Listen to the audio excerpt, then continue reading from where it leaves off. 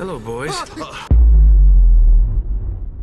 Can you believe that Uncharted Drake's Fortune, aka Uncharted 1, is almost 18 freaking years old? I was shell shocked because I thought 2007 was like 8 years ago. Taking that into account, replaying this game for this particular video was surprising to say the least. After playing through Indiana Jones and the Great Circle last year, I had this hankering to replay the Uncharted series chronologically. So let's dive in with the first one. This is Uncharted Drake's Fortune in 2025.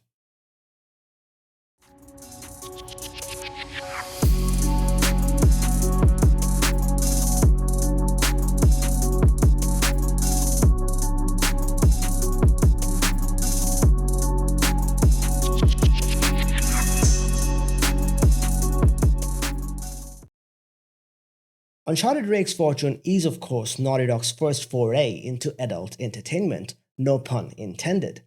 This game and franchise came from a studio that mostly made family-oriented cartoonish games such as Crash Bandicoot and Jak and Daxter. That was the surprising factor of this game when it was released back in 2007.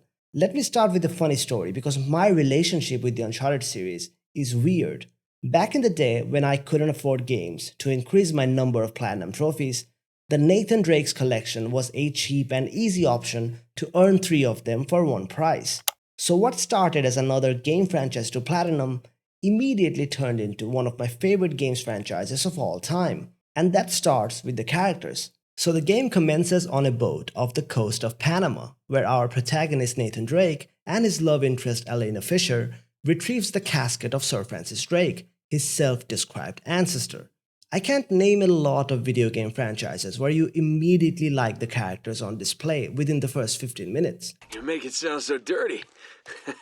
Both Nate and Elena are incredibly likable characters. They're funny, quick-witted, sarcastic, and compliments each other in this very first scene.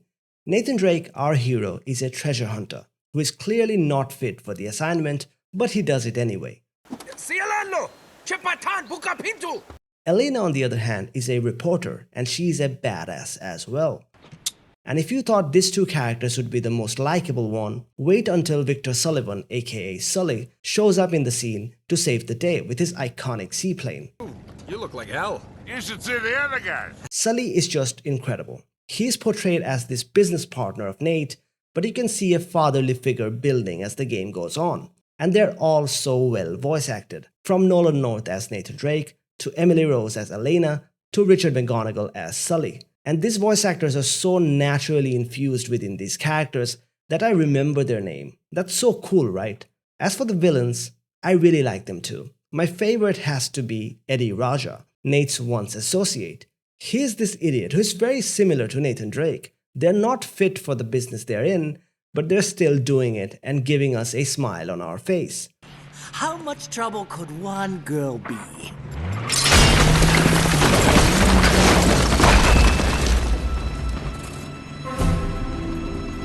Well, come on! Thank you. Hey! Ah, damn it!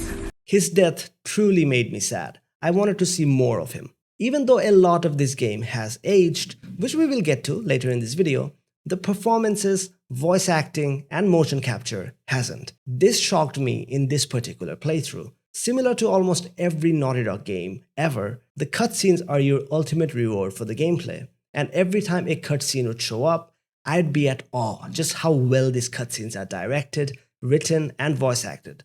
I think I've played games that have worse cutscenes than this in 2024. Just how human it is, the chemistry between the characters, the lighting and everything. They look insanely good, making this game way ahead of its time than it is. In this regard, this game hasn't aged a single day. This time, I drive. Okay. And that applies to the visuals too, in my opinion. It still looks very good. I'm playing the remastered version, which is running at 1080p at 60 FPS, and I had no complaints. There's this distinct art style to the Uncharted games that makes these games stand the test of time in relation to the graphics. The story of this game takes you to a remote island in the South Pacific. You explore these green foliage yet yellow warmth covered islands. You explore caverns, you explore this beautiful atmospheric and foggy monastery to terrifying and rusty German bunkers filled with mutants. You will be hard-pressed to believe that this is an 18 years old game. There are very few games that came out this long ago and still look great. That wouldn't have been possible without the direction, just how the camera sort of switches moment to make things look cinematic. Look at this particular moment, for example. Look how the camera just facilitated it to make it look very cinematic.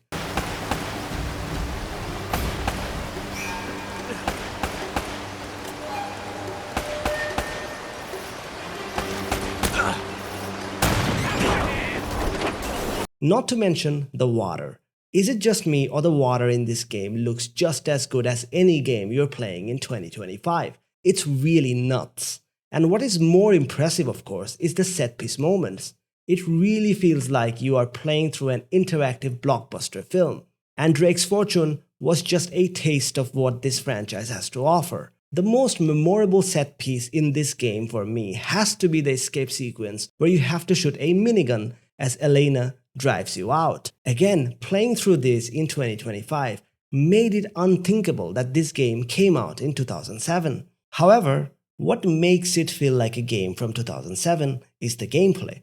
This is the only element of the game which I felt has aged. So the gameplay of Drake's Fortune can be separated into two parts, the gunplay and the platforming. Let's start with the platforming, which I think is the positive of this gameplay, because it is so fun. Just scaling these incredible environments with the level design this good is truly something.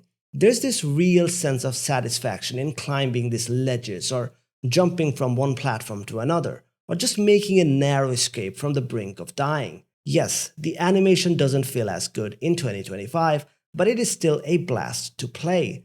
Although moving Nathan Drake feels janky, going in and out of covers is also inconsistent, and it does things that I don't intend. But the real negative is the gunplay, in my opinion. Just doesn't feel good. There is hardly any feedback to the shots. Sometimes I would land a headshot, but it would not count as one. Sometimes it would. What is good though is the different weapons, how each and every one of them feels different and awesome to use. The pistols, the grenade launcher, the revolvers, it's really fun to use, and considering the short size of the story, it wasn't too bad. But this is the only element that frustrated my playthrough. It might sound weird, but even at moderate difficulty, it was a hard game to play, and the aged gameplay does not help.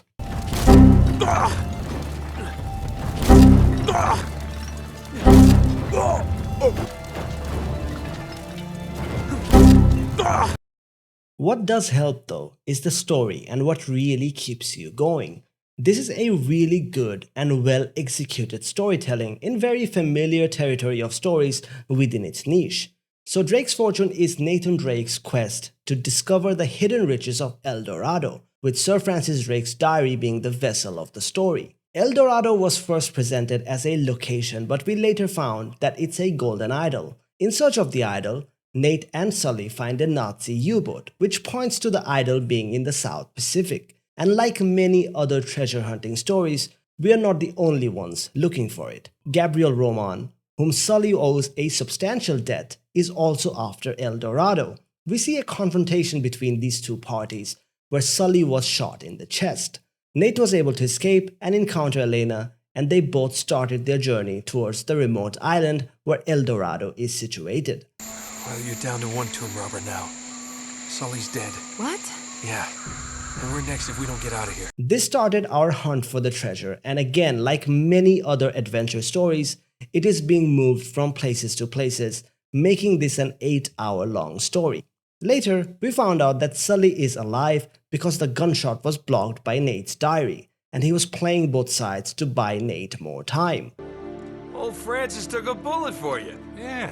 I thought this kind of thing only happened in the movies. Yeah, well, it still hurt like a son of a bitch, I'll tell you that. We also got to find out that this island is cursed, thanks to Eddie Raja, and it is being filled with mutants. Now, this is my only gripe with this story. I don't like these supernatural elements for this mostly grounded game. This is the only element of the story which feels disconnected to me. But it is also portrayed as one of the shock factors. The golden idol is embedded with a mummy that contains a mutagenic virus that turns humans into mutants. Navarro, being aware of it, tricks Roman into opening it, turning him into a mutant. Navarro tried to escape with the idol to sell it as a biological weapon, but we beat him, sink the idol, all the villains die, and we make a narrow escape, earning nothing from this hunt for treasure. And in the final scene, when Ned tries to kiss Elena, Sully intervenes and we leave the island with several chests of treasure. Happy ending. Sully, you beautiful son of a bitch! And as I said before, it's a story you have seen before, but it's told incredibly well with really well written characters, blockbuster moments, great pacing, with very familiar adventure tropes. But all in all, it is a good adventure story and a fun game to play through. Okay then, Uncharted Drake's Fortune. My experience with this game in 2025 can be brought down into 4 sentences. A blast to play. This is only my second playthrough of this game and I'm glad I replayed it. Even though this is the worst game in the series in my opinion, it was still really cool to see what started it all in one of the most celebrated video game series of all time. Just playing an Uncharted game after so long was truly awesome. I really missed this. It's a short, sweet, and exhilarating game, and I highly recommend it. This video is of course only the tip of the iceberg because we will be playing the whole series on this channel chronologically if this video does well. So please like and subscribe to this channel if you want to see those. Do check out some of my other videos on the channel. Thank you for your time. Rex Plays, signing off. Yeah. Keep smiling, asshole. I'll see you soon.